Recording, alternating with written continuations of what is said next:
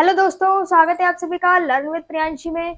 तो आज हम लोग क्लास 12th के द लास्ट लेसन के शॉर्ट क्वेश्चन आंसर्स को पढ़ने वाले हैं। तो चलिए शुरू करते हैं। आज आप जो देख रहे हैं ये 5 क्वेश्चन आंसर शॉर्ट हैं जो कि आपके एग्जाम में पूछे जा सकते हैं। ठीक है, चैप्टर कौन सा है? चैप्टर है आपका द लास्ट लेसन। इसकी समरी आप लोगों ने पढ़ रखी होगी।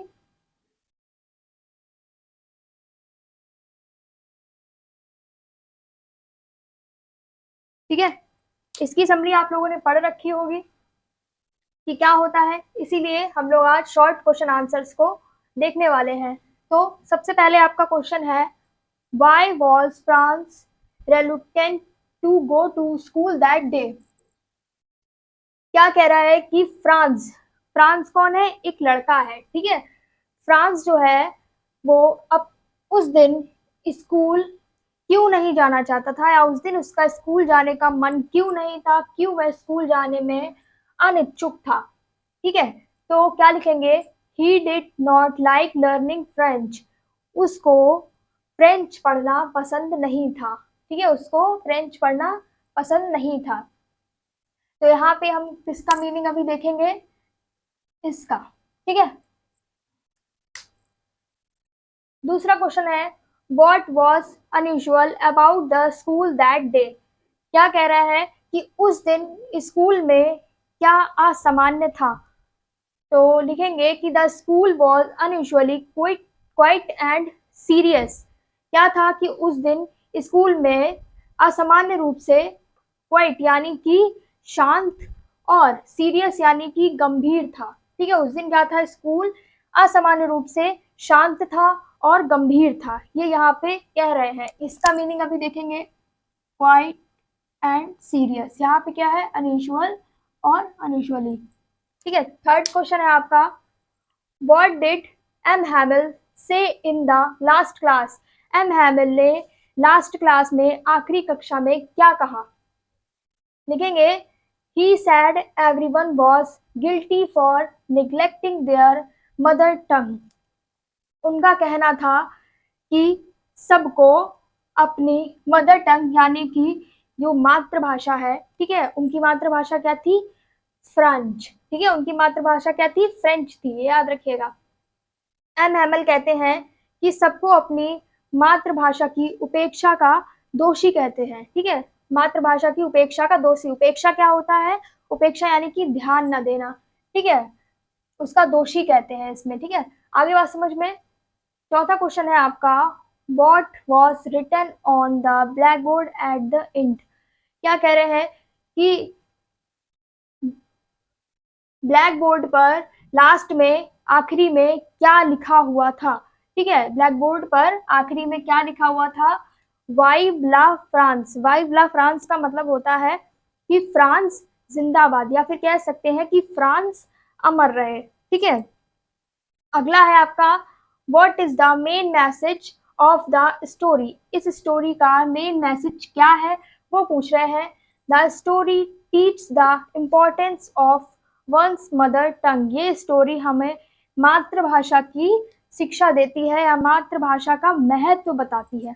ठीक है, तो ये आपके 5 क्वेश्चन आंसर ऐसे हैं जो आपके एग्जाम में पूछे जा सकते हैं, जिनके आने के बहुत ज्यादा चांसेस हैं। उन्हीं क्वेश्चंस को हमने लिखा हुआ है यहाँ पे। अब बात करते हैं इसके वर्ड मीनिंग्स की, कि इसके वर्ड मीनिंग क्या क्या है। तो पहला है आपका,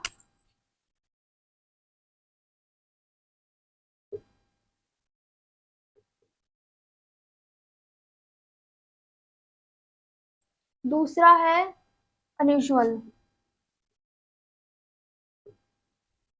तीसरा है, इनका मीनिंग आपको पता होना जरूरी है, और आपका ये है क्वाइट,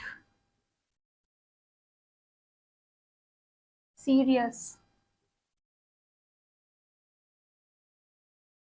और क्या है? हाँ, ये रहा। इसको तो देखिए यहाँ पे लिख लीजिए कि फ्रांस अमर रहे। ठीक है, इसका मीनिंग तो ये हो गया।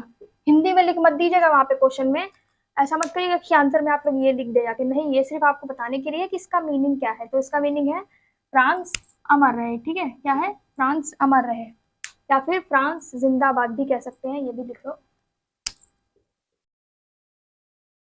फ्रांस जिंदाबाद।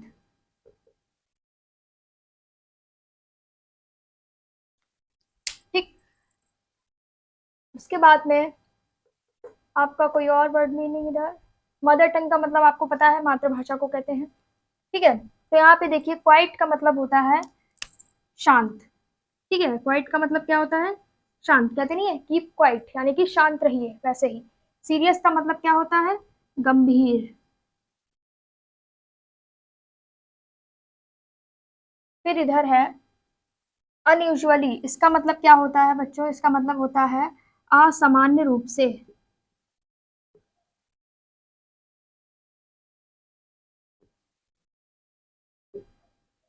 ठीक।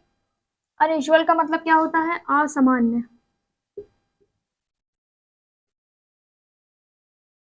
असामान्य, ठीक है। ये दोनों अलग अलग है, थोड़ा उनको याद रखिएगा, ये अनयूजुअल है, ये अनयूजुअली है, ठीक है।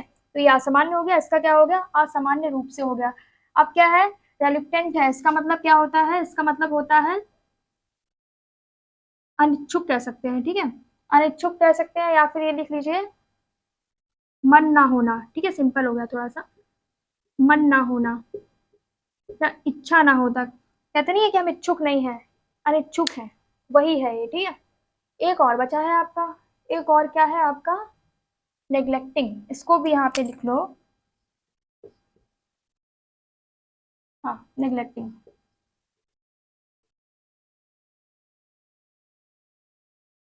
इसका क्या होता है, ध्यान ना देना, ठीक है, इसका मतलब क्या है, ध्यान ना देना, या फिर उपेक्षा करना, उपेक्षा भी लिख लो यहाँ पे, या फिर क्या होता है, उपेक्षा करना।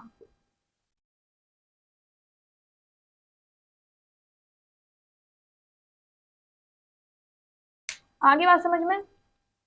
तो ये आपके 5 क्वेश्चन आंसर्स ऐसे हैं शॉर्ट में जो आपके पूछे जा सकते हैं, और बाकी इन क्वेश्चन आंसर में जो भी आपके, जो आपको लग रहा था कि थोड़े टफ वर्ड्स हैं, ठीक है, उनका भी मीनिंग बता दिया है मैंने, बाकी सिंपल भी है, क्वाइट एंड सीरियस, ये तो आपको पता ही होगा, ठीक है। तो ये क्वेश्चन आंसर था ना, इसमें से ये वाला आपका जो है ना, ये इंपॉर्टेंट है, ठीक है, ये आपका पूछ देता है ज्यादातर। और आपका कौन सा पूछता है इसमें से,